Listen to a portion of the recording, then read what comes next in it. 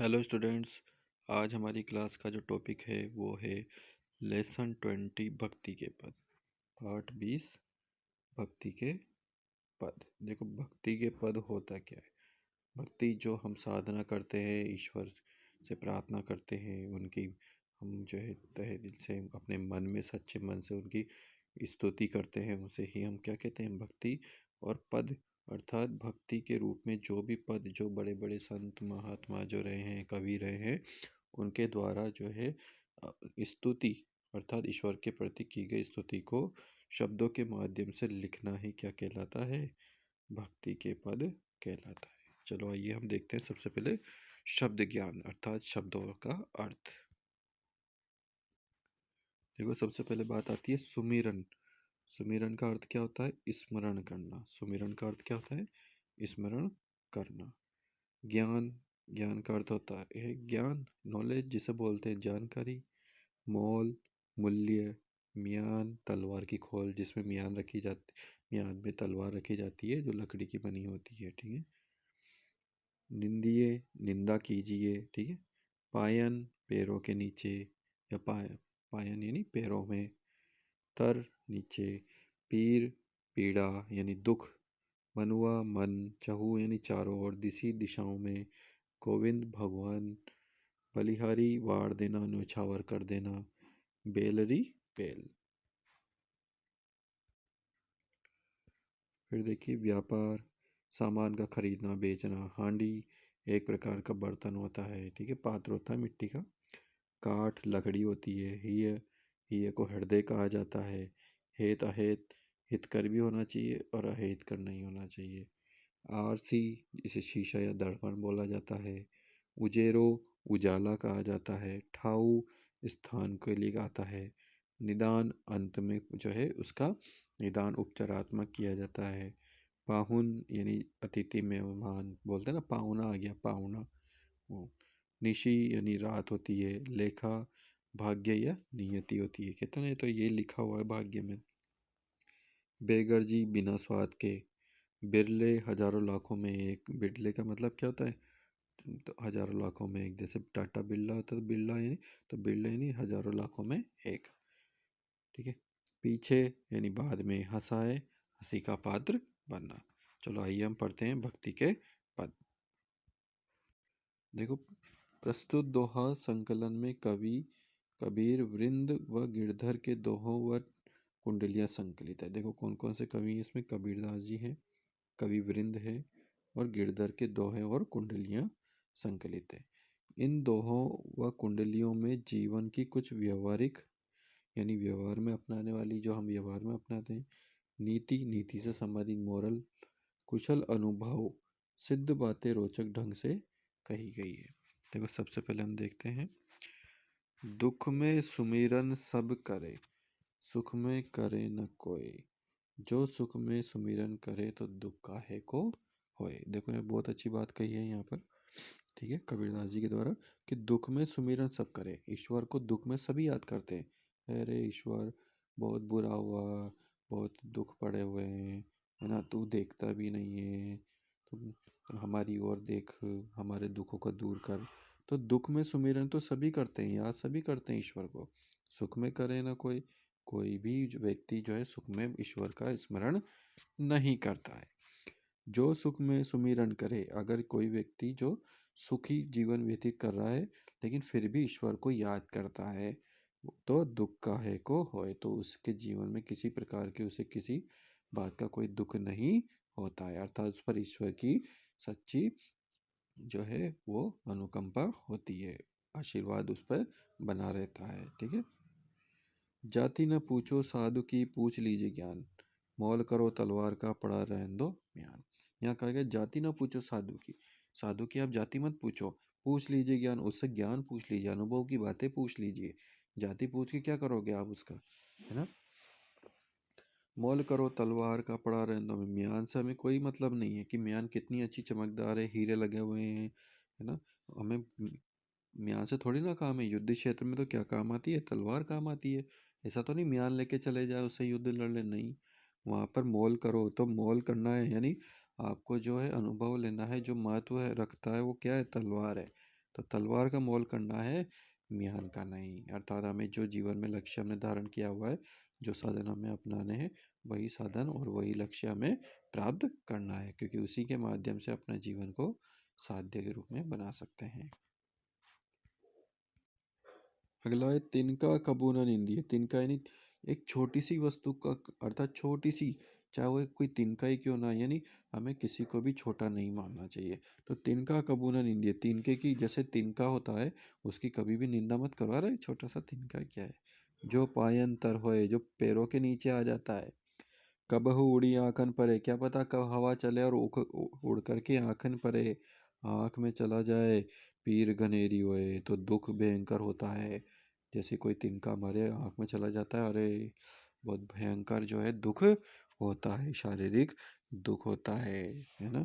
तो हमें कभी भी किसी को तुच्छ नहीं मानना है, उसे छोटा नहीं मान करना है, उसकी निंदा नहीं करनी है। माला तो कर में फिरे, जीभ फिरे मुख माही, मनुआ तो चहुदिशि फिरे, यह तो सुमिरन नहीं। माला तो कर में फिरे। माला देखो, हम ईश्वर का जाप करते हैं।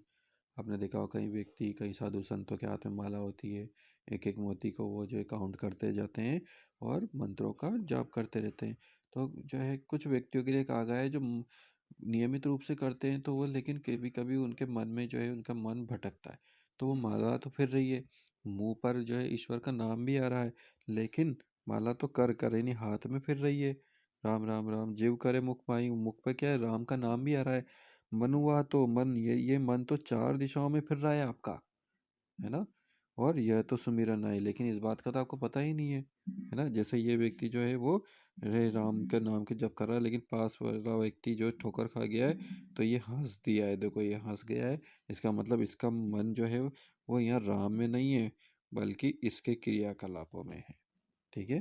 तो इसलिए आपको ध्यान रखना चाहिए कि माला तो अगर हम सच्चे मन से ईश्वर की प्रार्थना करें, तो हमें बिल्कुल हमारे जीवन में सादगीपूर्ण जीवन व्यतीत होता है और ईश्वर की हम पर कृपा होती है। तो जब भी हमें ईश्वर को जो है सच्चे मन से याद करना है, तो हम केवल और केवल उसी में मन लगाकर हम प्रार्थना कर सकते हैं।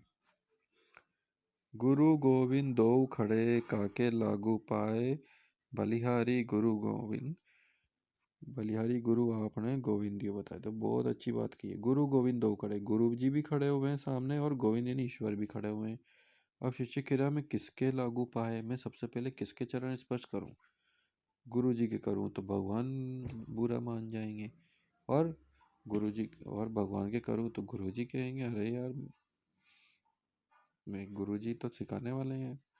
तो बलिहारी गुरु आपनो गोविंद ये, तब उसने सोचा कि ये गुरु जी जो है यही तो है अपने, अर्थात इन्होंने ही तो बताया क्या अपना है और क्या पराया, कौन भगवान है कौन भूत है, कौन अच्छा है कौन बुरा है, बताए। और तो इन्होंने बताता है गोविंद यानी ईश्वर के बारे में हमें बताया, उसकी स्तुति करना हमें बताया, हमें उसकी आराधना करना, सच्चे मन से भक्ति करना किसने बताया? खुद गुरु ने बताया। तो यहाँ पर इम्पोर्टेंट कौन हुआ? गुरु। तो मुझे सबसे पहले गुरु के चरण स्पर्श करने चाहिए। ठीक है। यह तन विष की बेलरी, गुरु अमृत की खान, शीश दिए जो गुरु मिले तो भी सस्ता है।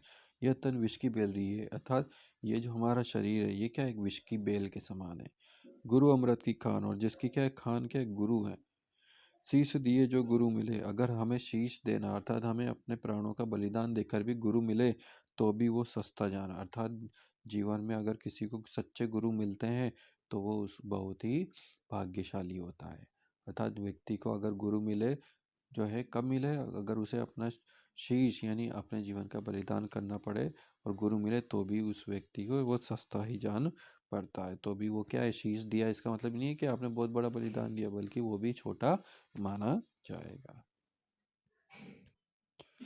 फलित न हवे कपट सो, जो कीजे व्यापार, जैसे हांडी काट की चढ़े न दूजी बार। बहुत अच्छी बात की है। देखो, फलित न हवे कपट सो, जो कपट के छल छलावा करता है, दूसरे से धोखे करता है, विश्वासघात करता है, जो कीजे व्यापार, जो ऐसा व्यापार करता है, जैसे हांडी काट की, जैसे काट यानी लकड़ी की, अगर कोई हांडी है, कोई जो है कोई पात्र है लकड़ी का बना हुआ है, तो अगर उस पर जो है एक बार वो चूल्हे पर चढ़ा दी जाती है, तो जब वो चढ़ेगी तो वापस उतार नहीं सकते। क्यों? क्योंकि आप जानते हैं लकड़ी की जो हांडी होती है, जो खड़ा होता है लकड़ी का, वो जल जाएगा।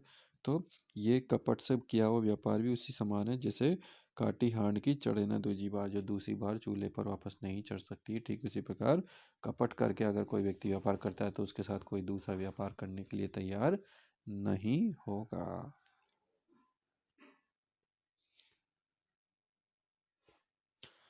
नैना देत बताए सब हिय को हेत अहेत, जैसे निर्मल आरसी भली बुरी कह दे। देखो, नैना देत बताए सब, हम आंखों से ही जो है किसी भी व्यक्ति को हम पहचान सकते हैं कि ये हमें विश्वासघात कर रहा है, या हम ये हमारी तरफ जो है हमारा जो है बुरा बुला क्या करना चाह रहा है। तो हिय को हेत अहेत, अर्थात हमारे मन को हेत अहेत कि ये हितकारी है या अहितकारी है, हमें नुकसान पहुंचाने आया है या लाभ पहुंचाने आया है। जैसे निर्मल आरसी, जिस प्रकार से शुद्ध साफ आरसी यानी शीशा कोई दर्पण है, तो वह भली बुरी कह दे, तो वो जो हमें हमारा वास्तविक चेहरा दिखा देता है कि आपका चेहरा जो भला है, बुरा है, बेकार है, कैसा है।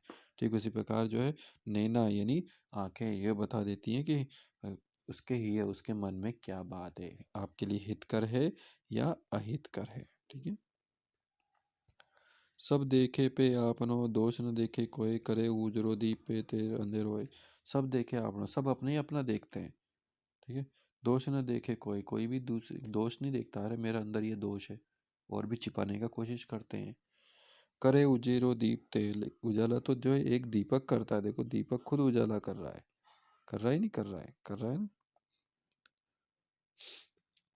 दीपक खुद उजाला कर रहा है, देखो कितना अच्छा भयंकर प्रकाश सब जगह। लेकिन करे उजेरो दीप ते तरे अंधेरो, लेकिन उतने ही उसके तरे यानी नीचे अंधेरा होता है ना। चलो, ये कहा गया था वृंद, कवि वृंद द्वारा। दौलत पाए न कीजिए सपनों में अभिमान, अगर आपको दौलत मिल गई है, रुपया पैसा शानो शौकत सब कुछ है आपके पास, तो सपनों में अभिमान, तो अब अभिमान मत कीजिए। चंचल जल दिन चारी को, ये चंचल दिल जो है, दिन कितने हैं, ये 4 दिन की चांदनी कहते हैं ना, 4 दिन की चांदनी फिर अंधेरी रात। तो ये क्या, ये दौलत है, ये शोहरत है, ये आती जाती रहती है। ठाव न रहत निदान, तो ये एक ही स्थान पर रहने से इसका कोई निदान नहीं होता है। अर्थात कहते हैं ना, जब कि व्यक्ति के पास जब धन दौलत आ जाती है तो वो क्या होता है, वो अभिमानी के रूप में घमंड ग्रहण कर लेता है। तो इसी प्रकार से हमें जो है ध्यान रखना है कि दौलत अगर हमें मिलती है तो हमें किसी प्रकार का कोई घमंड नहीं करना चाहिए।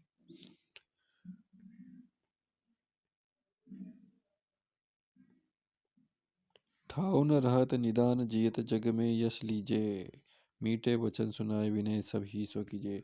अर्थात आपके पास जो धन दौलत सब कुछ आ जाए तो भी आपको जियत ये जग में यश लीजिए, कितना ही यश आपके आ जाए, यश में आपको जीना है तो भी मीठे वचन सुनाए, सबको मीठे वचन सुनाना है।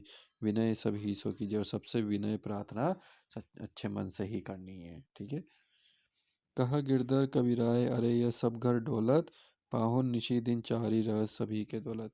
गिरधर कबीराय जी कह रहे, अरे ये सब घर दौलत, ये जो धन दौलत होती है ये सबके घर चली जाती है, आती जाती रहती है। पाहुन निशी दिन चार, ये 4 दिन की चांदनी होती है। पाहुन निशी दिन चार मतलब 4 दिन की चांदनी होना। रहत सभी के दौलत, ये क्या है, ये सबके घर पे विद्यमान होती है, अर्थात ये आती जाती रहती है।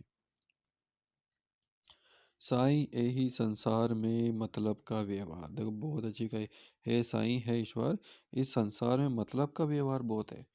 जब लगी पैसा पास में तब लगी यार हजार, जब आपके पास पैसा खूब आ जाएगा तो आपके पास यार सब आ जाएंगे। देखो इसमें दिखाया गया है यार, ये देखो, ये इसके जेब में पैसा है, इसके हाथों में पैसा है, तो इसके यार भी अपने आप ही बनने लग गए हैं, उसकी खुशामद करने लगते हैं। है? तो देखो, साईं यही संसार में मतलब का व्यवहार, जब लगी पैसा पास में, जब आपके पास खूब धन दौलत आ जाए, तब लगी चार यार हजार, तो आपके हजारों यार बनने के लिए तैयार हो जाएंगे, आपके कई मित्र बनने के लिए तैयार हो जाएंगे। लेकिन सच्चा मित्र कौन होता है, जो आपके धन दौलत बन आने से पहले भी आपका मित्र था, जो आपका हर सुख दुख में आपका साथ देता था। तब लगी यार हजार, यार संग ही संग डोले, तब जब आपके हजारों यार बन जाएंगे, हजारों मित्र बन जाएंगे, तब वो सब आपके साथ डोलते फिरेंगे इधर से उधर। पैसा रहे न पास यार मुँह से न बोले। और जब पैसा आपके पास नहीं रहेगा तो वो आपके सामने आना छोड़, तो वो आपसे सामने मुँह मिलाकर भी बात नहीं करेंगे। अरे यार अभी पैसा मांग लेगा मुझसे, अरे यार अभी बोल देगा तो क्या होगा। तो यानी कि जब पैसा पास में था तो हजारों मित्र बन गए, और जब पैसा पास नहीं होता तो कोई मुंह से बात करना भी पसंद नहीं करता है।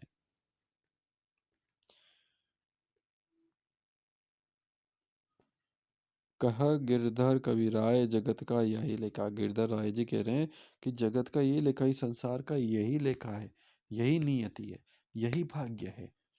करत बेगरजी प्रीति यार हम बिरले देखा। बेगरजी बिना गरज के कोई भी प्रीति यानी प्रेम नहीं करेगा आपसे, कोई भी स्वार्थ जरूर रखेगा।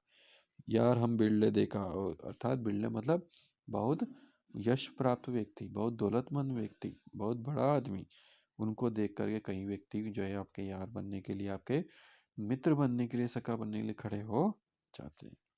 बिना विचारे जो करे सो पाछे पछताए। देखो यहाँ कवि गिरधर राय जी ने कहा है कि बिना विचारे, बिना सोच विचार के अगर आप कुछ काम करोगे तो सो पाछे पछताए, तो आपको बाद में जरूर पछताना पड़ेगा। क्योंकि जो बिना विचारे काम करता है उसका कभी भी निर्णय कभी भी सही नहीं हो पाता है। ठीक है। काम बिगाड़े आपनो, अगर आप बिना सोच विचार के काम करेंगे तो आप ही का काम बिगड़ने वाला है। जग में हो तो सही, और साथ साथ में जग में, इस संसार में आपकी हंसी भी होगी। अरे देखो बिना सोचे विचारे से काम करेंगे तो जरूर ऐसा होगा, लोग चार बातें बनाएंगे, आपकी हंसी उड़ाएंगे। तो इसलिए बिना सोचे विचारे आपको कभी कुछ करना नहीं है। जग में होत हँसाए चित्त में चैन न आवे। जग में बहुत हँसाए अर्थात पूरा संसार आपकी जो है हंसी करता है, चित्त में चैन ना आवे, मन में किसी प्रकार का आपको चैन नहीं पड़ता है कोई। ठीक है। खान पान सम्मान सब राग रंग मनई न भावे। आपका खाना पीना सम्मान राग रंग यानी पूरा जीवन में जो कुछ भी होता है वो आपको बिल्कुल भी अच्छा नहीं लगता है। कब? जब आपने बिना विचारे कोई काम करते हैं और उसमें फिर आपके काम भी बिगड़ जाते हैं और लोग आप पर हंसते हैं, तब आपको जीवन में फिर अब कुछ अच्छा नहीं लगेगा। कहा गिरधर कविराय दुख कहूँ टरत न टारे। खटकत है मन माही कियो जो बिना विचारे। कवि गिरधर राय जी कह रहे हैं कि दुख कहूँ टरत न टारे, ये दुख तो मेरे मन से जाता ही नहीं है। लोग मेरी हंसी कर रहे हैं, मेरे साथ ऐसा हो गया, मैंने बिना सोचे विचारे काम किया था। खटखट है मन माही, मेरे मन में ये खटकता रहता है, चुभता रहता है। किया जो बिना विचारे, अर्थात जो मैंने बिना विचारे किया था। तो इसलिए कवि गिरधर राय जी का कहना ये कि हमेशा बिना विचारे कुछ नहीं करना चाहिए, सोच विचार करके ही हमें कुछ भी निर्णय लेना चाहिए। तो देखो हमने इस प्रकार से यहाँ पर भक्ति के पद पढ़े, जिसमें हमने कबीरदास जी के पद भी पढ़े। ठीक है, कबीरदास जी के पद भी पढ़े, है ना, कवि वृंद के पद भी पढ़े हैं, और गिरधर कविराय जी के भी पद हमने पढ़े। तो आपको इन सबके पदों को पढ़ करके इनका सस्वर वाचन करना है।